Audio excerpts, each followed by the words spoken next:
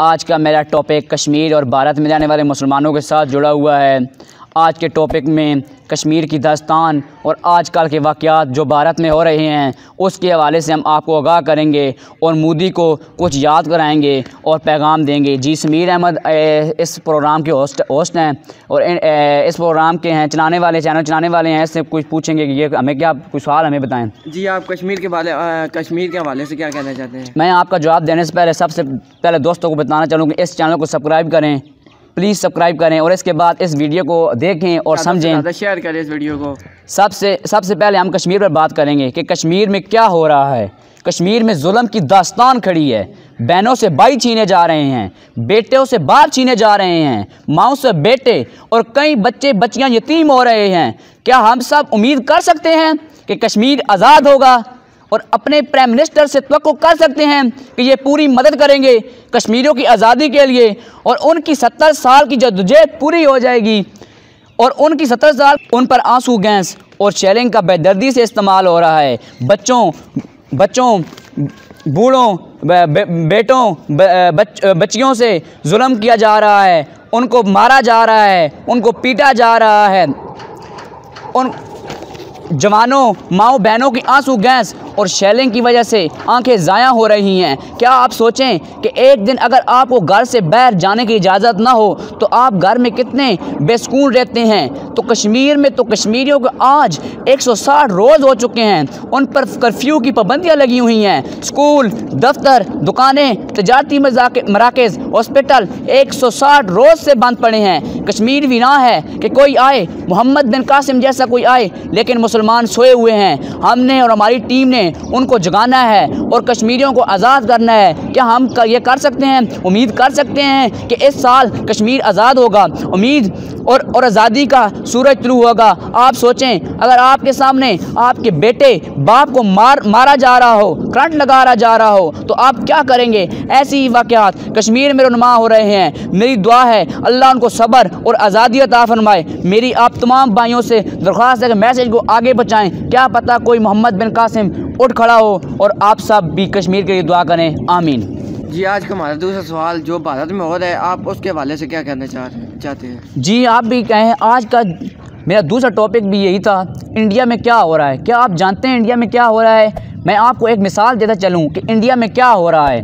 अगर आपको एक जगह के मालिक हैं, आप उस जगह में रहते हैं और वो कई सालों से आपके नाम पर है, आप उधर कुछ भी करते हैं, कोई आपको इस जगह से निकाल दे तो आप क्या करेंगे? ये काम इंडिया में हो रहा है कि मुसलमानों को निकाला जा रहा है। क्यों निकाला जा रहा है? क्या वजह है? क्या रीज़न है इसके पीछे? कि वो मुसलमान हैं। क्या वो मुसलमान हैं? उनका यही सिर्फ मसला है, मुसलमान हैं। आप जानते हैं इंडिया में क्या हो रहा है? रोड, सड़कें लोगों से भरी हैं। क्यों भरी हैं? वो मोदी के ख़िलाफ़ मोदी के इस फैसले के ख़िलाफ़ मुज़ाहरे के लिए आए हुए हैं। और मैं आपको एक मज़े की बात बताता चलूँ कि उसमें हिंदू भी मुज़ाहरा कर रहे हैं। इधर फाहिश मोदी हिंदुओं के लिए मुसलमानों को इंडिया से निकाल रहा है। ऐसा क्यों है? सिर्फ मुसलमानों से ऐसा हो रहा है? ज़रा सोचिए क्यों हो रहा है। अल्लाह पाक उनको आज़ादी दे और उनको अपनी जगह सुकून में रहने की तौफीक दे। जी, आज का हमारा तीसरा सवाल, आप मोदी को क्या पैगाम देना चाहेंगे? जी, मेरा भी आप जैसे जो सवाल पूछ रहे हैं मेरे वही सवाल है। मेरा आज का तीसरा टॉपिक फाहिश मोदी के लिए पैगाम है। अगर मोदी तूने ये जुल्म ख़त्म ना किए तो तुम्हें मालूम होना चाहिए अभी मुसलमान उंगलियों की तरह बिखरे हुए हैं, लेकिन अगर मुसलमान बंद मुट्ठी की तरह इकट्ठे हो गए तो तेरा और तेरे जैसे औरों का बेड़ा गर्क कर देंगे और जो कुछ तू भारत में कर रहा है उससे तेरी पार्टी बिखर जाएगी और इंडिया के टुकड़े टुकड़े हो जाएंगे। तुझे नहीं मालूम, तू चाय बेचता था, होटल में चाय बेचता था और तुझे ये भी मालूम होना चाहिए कि 28 फरवरी सन 2019 को क्या हुआ था। तूने जो किया था ना, पैलेट और जहाज पाकिस्तान में भेजे थे, उसका मुंह तोड़ आर्मी ने जवाब दिया। आपके जहाज़ों को और पैलेटों के साथ पैलेट अभिनंदन को भी पकड़ा गया था।